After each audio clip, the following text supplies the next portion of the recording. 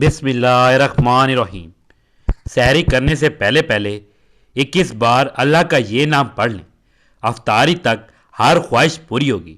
रसूलुल्लाह सल्लल्लाहु अलैहि वसल्लम ने फरमाया, मोहतरम नाजरीन, माह रमज़ानुल मुबारक हम पर अपनी रहमतों, बरकतों और फजीलतों के वादे के साथ आया है।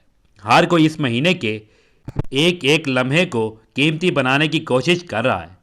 बहुत से लोग वज़ाइफ भी कर रहे हैं ताकि इनकी परेशानियां ख़त्म हो जाएं, इनकी तंगियां ख़त्म हो जाएं, इनकी बेरोज़गारी ख़त्म हो जाए। दौलत की ख्वाहिशमंद अफराद की ख्वाहिश है कि इनको दौलत मिल जाए। जिसकी जो भी हाजत है वो चाहता है कि इसकी वो हाजत पूरी हो जाए। यानी बहुत से लोग अपनी ख्वाहिशात की तकमील के लिए, अपनी हाजात, अपनी तमन्नाओं को पूरा करने के लिए इस माह मुबारक में तरह तरह के वज़ाइफ पढ़ते हैं, अमाल पढ़ते हैं, दुआएं करते हैं। अमूमन सहरी और अफ्तारी के वक्त हर घर में दुआ की एक रूहानी फ़िज़ा देखने में आती है, क्योंकि हदीस मुबारका के मुताबिक सहरी और अफ्तारी का सामान सामने रख कर करते दुआ में मशगूल बंदों के हवाले से अल्लाह ताला अर्श पर फरमाते हैं कि जो लोग सहरी और अफ्तारी का सामान सामने रख कर अल्लाह ताला से दुआ मांगते हैं, अपनी ज़रूरतों के हवाले से, अपनी ख्वाहिशात के हवाले से, अपनी हाजात के हवाले से, अपने गुनाहों की माफ़ी के हवाले से, अल्लाह ताला इन पर फ़ख्र फरमाते हैं और ये वक्त दुआ की कबूलियत का बहुत ही ख़ास वक्त होता है। तो नाज़रीन मोहतरम, आज मैं सहरी के हवाले से एक ऐसा अमल बताने जा रहा हूँ जिसको आप लोगों ने सहरी खाने से पहले पढ़ लेना है। इंशाअल्लाह मेरा मालिक, मेरा परवरदिगार दौलत के हवाले से आपकी जैसी भी परेशानी होगी, आपकी इस परेशानी को दूर फरमा देगा, आपकी ख्वाहिशात को पूरा कर देगा, आपकी हाजात को पूरा कर देगा, आपकी दुआओं को कबूल फरमाएगा। जिसकी जो भी दिली हाजात होंगी, अल्लाह ताला इस माह मुबारक की बरकत से, इस अमल की बरकत से वो तमाम हाजात, ख्वाहिशात पूरी फरमाएगा और माह रमज़ान की बरकतों और रहमतों के सदक़े आपकी हर तरह की मुश्किलात को आसान फरमा देगा। आप लोगों को जितनी भी दौलत की ज़रूरत हो, चाहे वो लाखों में हो, करोड़ों में हो, अरबों में हो, इंशाअल्लाह आपकी ज़रूरत पूरी हो जाएगी। नबी करीम सल्लल्लाहु अलैहि वसल्लम का इरशाद है कि हमारा रब हर रात के आखिरी तिहाई हिस्सों में दुनिया आसमान पर नज़ूल फरमाता है और ये ऐलान करता है कि है कोई मुझसे मांगने वाला, मैं इसकी दुआ कबूल करूं। है कोई मुझसे सवाल करने वाला, मैं इसको अता करूं। है कोई मुझसे बख्शिश तलब करने वाला, मैं इसकी मगफिरत करता हूं। नाज़रीन, रात के आखिरी हिस्से में आदमी अपने रब के बहुत ज़्यादा करीब होता है और हजूर पाक सल्लल्लाहु अलैहि वसल्लम ने फरमाया, अगर तुम इन घड़ियों में अल्लाह का जिक्र कर सको तो ज़रूर किया करो।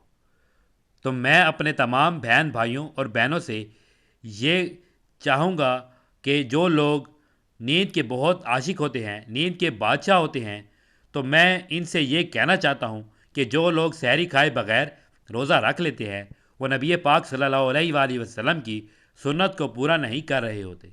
और जो लोग सहरी के वक्त खाते हैं, रोज़े की नियत करते हैं, दुआ मांगते हैं, अल्लाह ताला इन पर रहमत बरसाता है और फरिश्ते इनके लिए मगफरत की दुआ करते हैं। सहरी के वक्त आप लोगों ने इस अमल को करना है जो मैं आपको बताने जा रहा हूँ। सहरी खाने से पहले अल्लाह पाक की इसमें मुबारक को पढ़ना है और साथ में छोटे छोटे एक दो अमाल बताऊँगा जिनमें कुरान पाक की सूरतें हैं। इसको भी आपने पढ़ना है, इसका वेट करना है। ये वजीफ़ा आपने कब, कितनी तादाद में पढ़ना है, ये तमाम तफसील मैं आपको बताऊंगा। इसके लिए गुजारिश है कि आपने वीडियो को काट काट कर या स्किप करके नहीं देखना। इस वीडियो को स्किप करके या काट काट के देखा, कोई एक छोटी सी बात रह गई तो आप इस सबल को वो फ़ायदा, वो तासीर नहीं मिलेगी। तो आपने हमारे बताए गए तरीके के मुताबिक वीडियो को आखिर तक देखते हुए ये अमल करना है, ताकि आपको अमल का फ़ायदा भी हो, आपकी ख्वाहिशात की तकमील भी हो, आपकी हाजात भी पूरी हों, आप जिस मकसद के लिए भी ये अमल कर रहे हैं वो अमल आपका पूरा हो। नाज़रीन, काफ़ी लोगों की बहुत ज़्यादा हाजतें होती हैं, जो ख्वाहिशात होती हैं वो दौलत ना होने की वजह से अधूरी रह जाती हैं। लेकिन इस अमल के बाद, इस वजीफ़े के बाद आपकी हर ख्वाहिश पूरी होगी, آپ کا ہر مقصد جو ہوگا اس عمل کی بدولت وہ پورا ہوگا۔ اس وظیفے میں وقت کی کوئی قید نہیں۔ اس وظیفے کو آپ سحری کے وقت شروع ہونے سے ختم ہونے تک کسی بھی وقت پڑھ سکتے ہیں۔ ہم وظیفے کے آخر میں ویڈیو کے آخر میں وظیفے کی اجازت کے حوالے سے بتاتے ہیں، لیکن لوگ ویڈیو کا پہلا حصہ دیکھ کر چھوڑ دیتے ہیں، وظیفہ سن کر ویڈیو کو روک دیتے ہیں۔ تو ان کے لیے ہم نے سوچا کہ ویڈیو کے آغاز میں ہی آپ کو اس وظیفے کی اجازت دے دیں۔ ناظرین، دیکھ لینا جیسے ہی یہ وظیفہ پورا ہوگا، جیسے ہی عمل پورا ہوگا، آپ کے لیے رزق دولت کے دروازے کھل جائیں گے۔ اللہ پاک آپ کو ضرور عطا فرما دے گا۔ آپ کی جو بھی حاجات ہوں گی، جو کاروبار کے حوالے سے بھی ہو سکتی ہیں، گھر کے حوالے سے بھی ہو سکتی ہیں، گھر میں رزق بے شمار چاہتے ہیں، اس کے حوالے سے بھی ہو سکتی ہیں۔ جو بھی آپ کی خواہشات ہوں گی، اللہ کے فضل و کرم سے وہ پوری ہو جائیں گی۔ اکثر لوگ پریشان ہوتے ہیں، ان کی وہی حاجات ہوتی ہیں کہ اس پریشانی سے ان کو نجات مل جائے۔ ناظرین، وظائف تو ہمارے چینل پر بے شمار پڑے ہیں، جس سے نہ صرف پریشانیاں ختم ہوگی، اللہ کے فضل و کرم سے آپ پر رزق کی دولت کی بارش بھی ہوگی۔ بس آپ لوگوں نے پورے یقین کے ساتھ وظیفہ کر لینا ہے۔ جو بھی عمل آپ کو بتایا جاتا ہے، اس کو پورے یقین کے ساتھ کر لینا ہے، پھر انشاءاللہ کامیابی دیکھنا، ضرور کامیابی آپ کو ملے گی۔ ناظرین، اس وظیفے کو، اس عمل کو کسی صورت چھوڑنا نہیں ہے، اس عمل کو کر لینا ہے۔ فجر کا جو وقت ہوتا ہے وہ رزق کی تقسیم کا وقت ہوتا ہے۔ ہم میں سے اکثر بھائی، ہماری بہنیں جن کی روٹین ہے وہ رات کو دیر سے سوتے ہیں، ان کی نماز فجر چھوٹ جاتی ہے، پھر وہ لوگوں سے شکوہ شکایت کرتے ہیں کہ پیسوں کی کمی ہے، گزارا نہیں ہوتا، اخراجات بہت زیادہ ہیں، تو اس لیے فجر کی نماز کا اہتمام کیا کرو۔ انشاءاللہ پھر دیکھنا ساری مشکلیں ختم ہو جائیں گی۔ اللہ پاک رزق میں بھی خوب اضافہ فرما دے گا۔ سحری کے وقت جو لوگ یہ وظیفہ کر لیتے ہیں، جو لوگ یہ صورت اور اللہ تعالیٰ کا اسم مبارک پڑھ لیتے ہیں، پھر ان کے پاس دولت ضرور آتی ہے، ان کی پریشانیاں بھی ختم ہوتی ہیں، ان کی جو وقتی طور پر پریشانیاں ہوتی ہیں وہ بھی ختم ہو جاتی ہیں۔ ناظرین، اس وظیفے کے بعد جب یہ عمل پورا ہو جائے تو آپ لوگوں نے دعا کر لینی ہے، اللہ کی بارگاہ میں عاجزی کے ساتھ اپنا رزق، اپنی دولت مانگ لینی ہے۔ اللہ پاک آپ کو ضرور عطا فرما دے گا۔ یہ سحری کے وقت کا خاص وظیفہ ہے۔ سحری کے وقت وظیفہ کرنے کا اجر و ثواب دگنا ہو جاتا ہے، کیونکہ یہ خاص قبولیت کا وقت ہوتا ہے۔ حضرت انس رضی اللہ تعالیٰ عنہ روایت فرماتے ہیں کہ رسول کریم صلی اللہ علیہ وآلہ وسلم نے ارشاد فرمایا، سحری کھایا کرو کیونکہ سحری میں برکت ہے۔ حدیث پاک میں رمضان مبارک کی مقدس عبادت روزے میں اختیار کی جانے والی ایک خاص غذا کی برکت کا ذکر فرمایا گیا ہے۔ اس طرز طعام کا نام سحری ہے۔ یہ لفظ سحر سے ہے، یعنی صبح کا وقت، اور سحری سے وہ کھانا مراد ہے کہ جو روزے دار نصف رات کے بعد اٹھ کر طلوع صبح صادق سے پہلے کھاتے ہیں۔ روزے کے شروع کرنے کا وقت صبح صادق ہے، یعنی طلوع فجر کا وہ علامت ہے جو آسمان کے مشرق میں اس طرح ظاہر ہوتی ہے کہ افق پر سفیدی کی دھار رات کی سیاہی سے جدا ہو جاتی ہے۔ یہی صبح صادق ہے۔ پھر آہستہ آہستہ سفیدی بڑھتی جاتی ہے، یہاں تک کہ آفتاب طلوع ہو جاتا ہے۔ روزے کے آغاز کا جو وقت قرآن کریم نے متعین فرمایا ہے، اس کی یہی علامت مقرر فرمائی ہے، لہٰذا صبح صادق سے پہلے تک کھایا پیا جا سکتا ہے۔ روزہ صبح صادق کے بعد شروع ہوتا ہے، اور اس حدیث پاک میں روزے کے ابتدائی عام کو سحری فرمایا گیا ہے اور امت کو اس کی برکت سے نوازا گیا ہے۔ یہ کھانا جہاں ایک طرف روزے دار کو روزے کی ادائیگی میں ایک طرح کی توانائی اور تقویت عطا کرتا ہے، اور روزے کی شدت اور سختی کو کسی حد تک کم کر کے ایک طرح کا تعاون عطا کرتا ہے، وہیں یہ عمل اور بھی بہت سارے فوائد رکھتا ہے۔ اس کا ایک فائدہ یہ بھی ہے کہ سحری کا تعین چونکہ رسول صلی اللہ علیہ وآلہ وسلم نے کیا اور رسول اللہ صلی اللہ علیہ وآلہ وسلم کی ابتدائی دین ہے، اس طرح یہ کھانا یہ ایک طرح کی عبادت ہے۔ جب ہم سحری کھاتے ہیں تو اسے سنت سمجھ کر کھاتے ہیں۔ اللہ تعالیٰ کی بارگاہ میں مقبولیت کا معیار نیت کی سلامتی اور رضائے الہی کے حصول کی پاکیزگی ہے۔ حدیث پاک میں سحری کی بہت تاکید کرتے ہوئے ارشاد فرمایا گیا، سحری میں برکت ہے اور اس کو ہرگز نہ چھوڑو۔ اگر کچھ نہ ہو تو اس وقت پانی کا ایک گھونٹ ہی پی لیا کرو، کیونکہ سحری میں کھانے پینے والوں پر اللہ رحمت فرماتا ہے اور فرشتے اس کے لیے دعائیں خیر کرتے ہیں۔ دیکھیے، سحری کھانے کا جو اجر اور ثواب یہاں بیان ہوا ہے، اس میں برکت اور رحمت کا ذکر ہے، اور اس بات کا اظہار بھی ہے کہ یہ اللہ کی رحمت کا باعث اور فرشتوں کی دعا کا محرک بھی ہے، لہٰذا سحری کا اہتمام ضرور کیا جائے۔ جب صبح صادق کا وقت قریب ہو تو اس وقت سحری کھانی چاہیے، اور صبح صادق سے پہلے ہی سحری سے اطمینان کے ساتھ فارغ ہو جانا چاہیے۔ بعض لوگ سحری کھانے کے لیے اٹھتے تو ہیں، مگر فجر کی نماز پڑھے بغیر سحری کھا کر سو جاتے ہیں۔ اس طرح رمضان میں بھی ان کی فجر کی نماز قضا ہو جاتی ہے۔ یاد رکھیے، اس طرح سحری کی سنت ادا کر کے فجر کے فرضوں کو قضا کرنا جائز نہیں۔ امت کی بہتری سحری کے عمل میں ہے۔ ارشاد نبی صلی اللہ علیہ وآلہ وسلم، جب تک لوگ افطاری میں جلدی اور سحری میں تاخیر کریں گے تو وہ خیر اور بھلائی پر رہیں گے۔ حضرت عبداللہ بن حارث رضی اللہ تعالیٰ عنہ سے روایت کرتے ہیں کہ انہوں نے بیان کیا، میں سرکار دو عالم صلی اللہ علیہ وآلہ وسلم کی خدمت اقدس میں حاضر ہوا اور آپ صلی اللہ علیہ وآلہ وسلم کی سحری تناول فرما رہے تھے۔ آپ صلی اللہ علیہ وآلہ وسلم نے ارشاد فرمایا، یہ اللہ کی دی ہوئی برکت ہے، تم اسے ترک نہ کیا کرو۔ حضرت ابو ہریرہ رضی اللہ تعالیٰ عنہ روایت کرتے ہیں کہ رسول کریم صلی اللہ علیہ وآلہ وسلم نے فرمایا، مومن کی بہتری سحری کھجور ہے، بس ہمیں چاہیے کہ ہم اپنی سحری میں بھی کھجور شامل کریں، صرف افطاری کے لیے خاص نہ سمجھا جائے۔ ایک حدیث میں ہے کہ بے شک اللہ تعالیٰ سحری کرنے والوں پر رحمت فرماتا ہے اور اس کے فرشتے اس کے لیے رحمت کی دعا کرتے ہیں۔ رمضان المبارک کے مہینے میں حضور نبی کریم صلی اللہ علیہ وآلہ وسلم کے معمولات، عبادت و ریاضت میں عام دنوں کی نسبت کافی اضافہ ہو جاتا تھا۔ اس مہینے میں اللہ تعالیٰ کی خشیت اور محبت اپنے عروج پر ہوتی۔ اس شوق اور محبت میں آپ صلی اللہ علیہ وآلہ وسلم راتوں کے قیام کو بھی بڑھا دیتے۔ حضور نبی کریم صلی اللہ علیہ وآلہ وسلم کی انہی معاملات کا ذکر کیا جاتا ہے تاکہ ہم بھی حضور نبی کریم صلی اللہ علیہ وآلہ وسلم کے اسوہ پر عمل کر کے اس مہینے کی برکتوں اور سعادتوں کو لوٹ سکیں۔ حضور نبی کریم صلی اللہ علیہ وآلہ وسلم رمضان المبارک سے اتنی زیادہ محبت فرمایا کرتے تھے کہ اس کے پانے کی دعا اکثر کیا کرتے تھے، اور رمضان المبارک کا اہتمام ماہ شعبان میں ہی روزوں کی کثرت کے ساتھ ہو جاتا تھا۔ حضور نبی کریم صلی اللہ علیہ وآلہ وسلم نے اس مبارک مہینے کا خوش آمدید کہہ کر اس کا استقبال کرتے، اور حضور نبی کریم صلی اللہ علیہ وآلہ وسلم نے سوالیہ انداز کے ذریعے صحابہ کرام سے رمضان المبارک کے استقبال کے بارے میں پوچھ کر اس مہینے کی برکت کو مزید واضح کیا۔ جب رمضان المبارک کا مہینہ آتا تھا، حضور صلی اللہ علیہ وآلہ وسلم صحابہ کرام سے دریافت کرتے، تم کس کا استقبال کر رہے ہو اور تمہارا کون استقبال کر رہا ہے؟ یہ الفاظ آپ نے 3 دفعہ فرمائے۔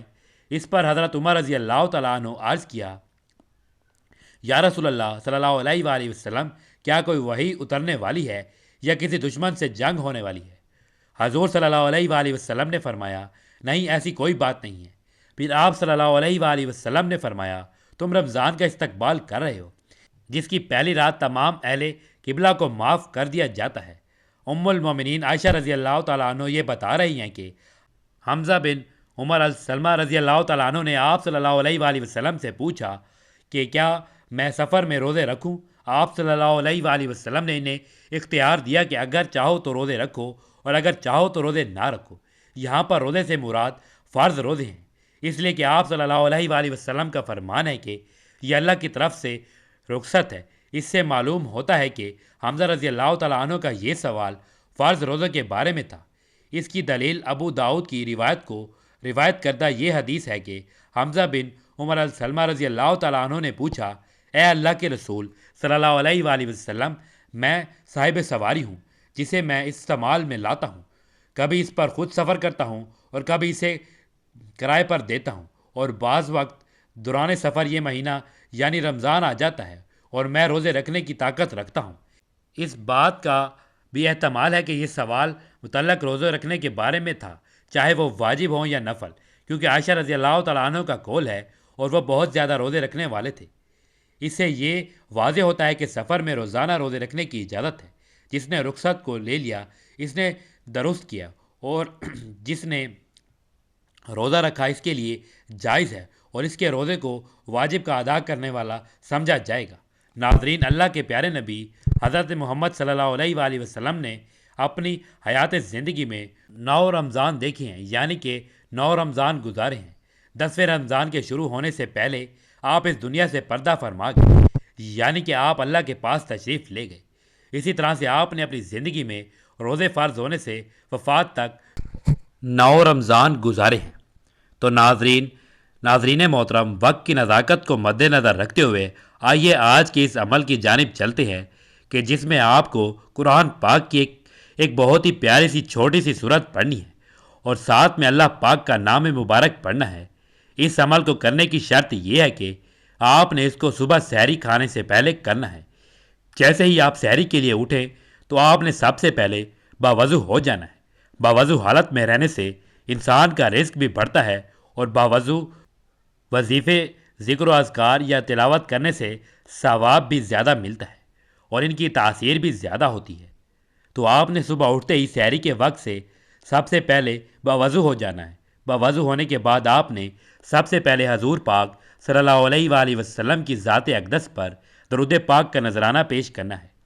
درود پاک آپ اس طرح بھی پڑھ سکتے ہیں۔ درود پاک درود ابراہیمی پڑھ لیں، یا صلی اللہ علیہ وآلہ وسلم پڑھ لیں، یا صلی اللہ علیہ محمد پڑھ لیں، لیکن درود ابراہیمی کی فضیلت زیادہ ہے۔ تو ایک بار ثواب کی نیت سے میرے ساتھ بھی درود پاک پڑھ لیں۔ اللہم صلی علی محمد وعلی آل محمد کما صلیت علی ابراہیم وعلی آل ابراہیم انک حمید مجید۔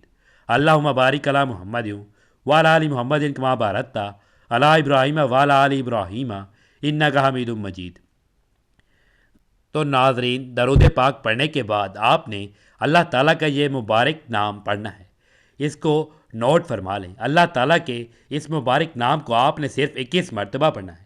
یہ اللہ تعالیٰ کا بہت پیارا نام ہے، یا غنیو۔ اس کو آپ نے 21 بار پڑھنا ہے، یا غنیو یا غنیو یا غنیو۔ اس کے بعد قرآن پاک کی بہت ہی پیاری اور چھوٹی سی سورت کی تلاوت کرنی ہے۔ یہ قرآن پاک کی بہت سی چھوٹی سی سورت ہے، سورت کوثر۔ اس کی آپ نے تلاوت کرنی ہے۔ ایک مرتبہ میں آپ کو پڑھ کے سناتا ہوں۔ جو لوگ پڑھنا نہیں جانتے وہ میری ویڈیو کو دیکھتے ہوئے اس سورت کو سنتے ہوئے بھی اس عمل کو کر سکتے ہیں۔ تو سورت کوثر سماعت فرما لیں۔ انا اعطینک الکوثر فصلی لربک وانحر ان شانئک ھو الابتر۔ جب ایک بار آپ نے سورت کوثر پڑھ لی تو یہ آپ کا ایک دفعہ کا عمل مکمل ہو گیا۔ اب دوسری بار کا عمل کیا ہے کہ پھر آپ نے 21 مرتبہ یا رزاق اللہ تعالیٰ کا مبارک نام پڑھ لینا ہے۔ اس کے بعد آپ نے ایک مرتبہ پھر سورت کوثر کی تلاوت کرنی ہے۔ یہ 2 دفعہ ہو گیا۔ اس کے بعد تیسری مرتبہ پھر 21 بار اللہ تعالیٰ کا مبارک نام یا وہاب پڑھ کر ایک مرتبہ پھر سورت کوثر کی تلاوت کرنی ہے۔ اسی طرح آپ نے یہ عمل پورا کرنا ہے۔ اب آپ یہ عمل پورا کر لیں۔ اس کے بعد آخر میں اتنا ہی درود پاک پڑھنا ہے جتنا وظیفہ شروع کرنے سے پہلے پڑھا تھا، اور اس کے بعد دونوں ہاتھوں کو اٹھا کر اللہ تعالیٰ کی بارگاہ میں عاجزی کے ساتھ، انکساری کے ساتھ رو رو کر گڑ گڑا کر دعا مانگنی ہے۔ اپنے رزق کے لیے، دولت کے لیے رزق کی دعا مانگتے چلے جائیے گا۔